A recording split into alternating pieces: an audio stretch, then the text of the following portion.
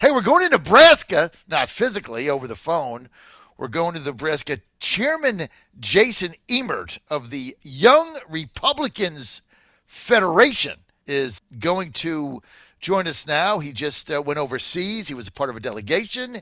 He's leading a Republican revolution of young people in Nebraska. And I can bet that Jason Emert and his friends are not climbing flagpoles in Colorado, tearing down the American flag, stomping on it, burning it, and then putting up a Mexican flag.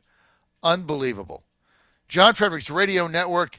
Jason, welcome. Hey, thanks, John, for having me on. I'm actually at home in the beautiful state of Tennessee, about 3 hours north of where you are today. So we're having our national convention in Nebraska, and I'm excited about it. I just got back from Iowa this weekend, where we chartered a new Young Republican Federation. So you're right. We have a revolution going all across this country of young Republicans who are eager to get involved everywhere in America.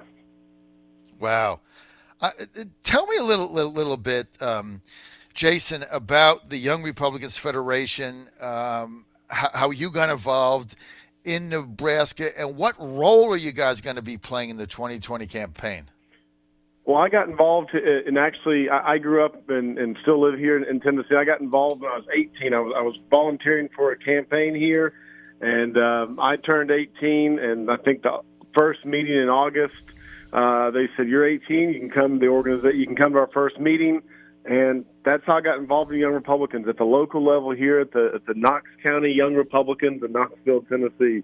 I still have friends from that first meeting and a lot of people who have been my mentors, but the Young Republican National Federation is the official auxiliary of the Republican Party, and we really our age group is 18 to 40 years old, and we really try to target the 25 to 35-year-old demographic of young professionals who are getting out there and buying a home and starting a family and making those first real-world, real-life decisions and understanding how a government really impacts their lives. And that's where we've really found our sweet spot and how we approach people across the country.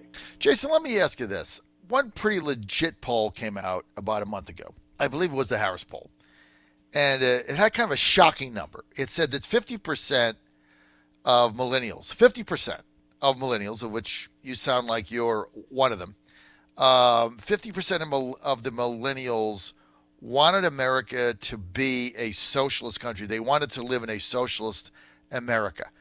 How do you have this economy, all this progress, all this opportunity, all these jobs, all this going on? How do you get to that point and then half of your peers want to become Venezuela? Just walk us through, Jason, how this happened.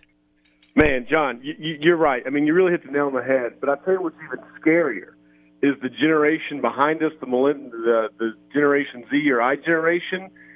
Over 70% of that generation believes the government should make decisions in people's lives more and are tilting much more socialist than our current generation and any generation in American history. So this is a trend of just young Americans who don't know how good we have it. I've been fortunate enough to go all over the world. I love it. I love coming back home. I love coming back to the U.S. because I know how blessed we are. I think there's a lot of people that have no context to what goes on around the world and what this country means and what we stand for and how those principles are constantly being eroded either through, public education system, media, people going around, Antifa protesters. Like, it's constantly chipping away and people are falling for it. But we really live in the society that is great for Republicans. I can't think of a generation at any other time in American history that is more, I don't want to say individualistic, but believe in their own self-determination. And that's certainly not what the goals of the Democratic Party or what the socialist movement is. The Republican Party is the one true party that stands up for the ultimate minority, and that's the individual. And that's the message that we need to start carrying around to people. So how do you reach young people, specifically, Jason? Let's talk about 2020. How do you reach younger people, get them out, and getting them to vote for Trump when so many young people seem to be turned off by the president's demeanor, his tweets, the legacy fake news media lying to them? A lot of younger people getting their news now from the internet and other sites that are very biased. How do you do that? Well, unfortunately, our brand is bad among the millennial generation. And the president, for all his success and policies that we're enacting, people get caught up in what he says and his tweets, and it turns people off. But it actually it's for both Republicans and Democrats. Millennials and Generation Z are totally turned off by all politics because they know that whatever's working in D.C. isn't working for them. And I think that's important to know, that both parties are letting younger Americans down. But what we've tried to do, where we've been successful, is recruiting younger people to run for office. And people are going to listen to someone and feel more confident in someone that they agree with and that they can see they're more like them. And so what we've been very aggressive in trying to recruit candidates that are under 40, under 35, for just local town offices, and starting to build that bench for the future. I'm not as worried about 2020. I think the president's going to win re-election. I don't think that the Democrats are taking such a hard left turn. It's going to turn off a lot of the typical registered voters out there for 2020. I'm concerned about 2024 and beyond, because in 2024, baby boomer generation makes up less than 1/4 of all voters. And that's when you're going to see this dramatic shift, hopefully not to the left, and hopefully the work that we're doing now is able to keep us holding the line for our country going forward. All right, fantastic. We're with Jason Emert. He's the he ran for Congress 2018. By the way, Jason, how did you do in that race ultimately? Like, what was your percentage there? Very low. Didn't do great, but it was a great experience, and one that I'm thankful for. And my wife and I had an awesome time meeting people. And if I'm going to go around the country preaching to people about running for office, then I got to put my money where my mouth is, and that's why I felt very passionately about running for Congress at the time. Thought I was a great candidate for change and someone that was a total outsider, and that's the message I've continued around the country. And at some point down the line, I'd love to get back involved, but I'm really finding my calling here, getting younger people involved at local levels and getting them to run for office, and not necessarily myself right now. All right, we're with Jason Emert, Jason, Young Republicans Foundation chair. He's in Tennessee, ran for Congress, and look, you got to get your feet wet. Now, Jason, I want to talk about your experience in the Middle East and the Gulf. You recently went to Doha, Qatar, with a delegation a few weeks back. I know you learned a lot, got to meet with a lot of different people. Tell us, and of course the Emir of Qatar just went to the White House for a 2-day meeting with President Trump, big dinner with the Treasury Secretary. When you went to Doha, Qatar, before the Emir's visit here to Washington, D.C. last week, what did you learn, Jason? Look, I think the biggest thing that I learned is from our military leaders in Qatar, and they value the partnership and the strategic partnership that we have with the Emir and the Qataris military, and how important that is to our national security and our interests in the Middle East and protecting our men and women in uniform. And that's paramount to me. And I think if our men and women in uniform are being best served by the Qatari government, then that's number one, probably number two, and probably number three for me, because we got to keep them safe, secure, and on the front lines defending our freedom. And I really appreciate that from them. Also, the Qatari government is really putting forward some incredible business opportunities, because really they're right in the center of the world. They're right in the middle of the world's population, the growing populations. In India, you have, Indonesia's 8 hours away. And so seeing the business opportunities from a purely economic standpoint, the U.S. really has a great ally, in my opinion, economically and militarily. And if you can have a strong relationship based on those two pillars, I'm very excited for the future between the relationship of our two countries. Did you go to our air base there? Did you actually go and talk to some of our military leaders? What did they say?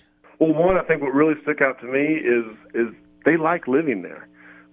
They enjoy the communities, and it's more than just national security for them. They're there. They live there. They live off base.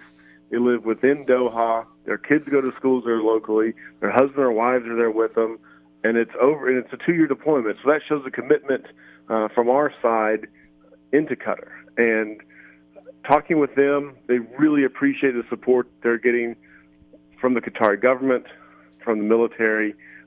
They're the ones investing in our base as well. And to show that partnership and how thrilled they are to know they have a strong, reliable partner in the Middle East like Qatar, I think we're very fortunate as a military. Jason, in the past, Qatar has been criticized by other countries in the Gulf, United Arab Emirates, the Saudis, Bahrain, part of the GCC, Gulf Council, which is now in pieces. It's shattered over that blockade. But they've accused the Qatari government for some time of being involved in financing or exporting or supporting terrorism. Yet we have the biggest Middle Eastern Air Force base there. You're talking to commanders. They know what's going on. They would obviously know if the Qatari government was involved in financing or supporting terrorists. How was that rumor started? Have you heard anything about it? Is it true? Can you dispel it? What do you know about that? Look, in my professional life, I'm an international attorney. I teach international law at law school. So I feel very confident whenever I say that you can't stamp out terrorism financing. It's almost impossible to do that. There's so many mechanisms for money to flow from any country. But to say that the Qatari government is funding it or directly involved in supporting terrorism or terrorist activities, that's just patently false. And look, they have to work with our military, our intelligence, and our Treasury Department to help root out individuals in their country who are financing terrorism. And I think they're doing that. That was the reassurance that we got from the finance minister. Rumors get started all the time. As you know, they're under a blockade right now. They're in this kind of internal family struggle with their region, and people sometimes lose their head in how they want to spin things. But is Qatar directly funding terrorism as a government? No. What was the reaction of the Qatari people now to the blockade, which is going on 2 years old?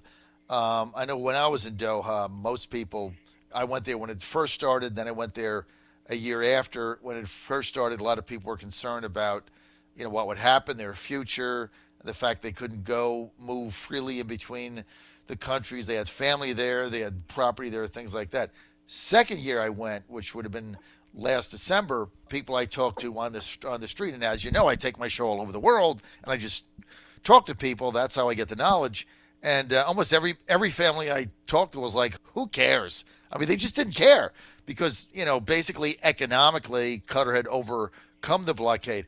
What was the attitude there in your most recent trip from just average Qataris? I think how you just presented that, there was a tremendous amount of worry, like how do you survive? And then now it's one of the best quotes that I have, and that has stuck with me. I wrote down 2 or 3 times in my book because I couldn't quit thinking about it. Is how in one of the meetings talking with a Qatari, he said it is a blessing from God that the blockade occurred because now they're able to have a broad reach across the world. They're dependent on themselves, and they've really blossomed into a very successful economy because of it. I mean, heck, they imported, I think, 40,000 cows to create their own dairy industry from the United States. This is a very resilient group of people, and they're going to come out of this blockade. They're going to be stronger. They're going to be better positioned in the region as a player, and ultimately it has to end. It's going to end. It always does, and everything will go back to normal. The relationships will be rebuilt, and the alliances will be reformatted in some way. But Qatar, and the general sense on the street is that, look, the blockade happened, they adapted, they overcame, and they're better for it.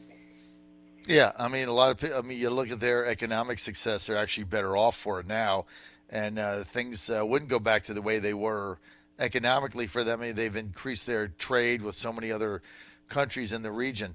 So, Jason Emert, let me ask you this. You've been in the Middle East, you've run for Congress, you're trying to get young people engaged with the Trump campaign 2020 as your position in the Young Republicans organization.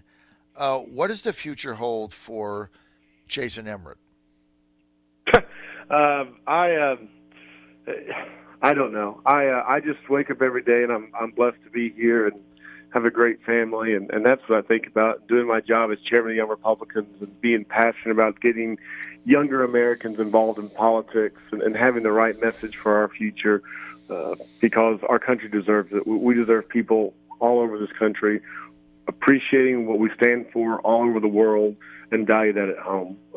What that means for me, that's in God's plans, and that's not something that I concern myself with too much. I mean, as long as I can still be of service to this party and our country, that's what I care most about doing.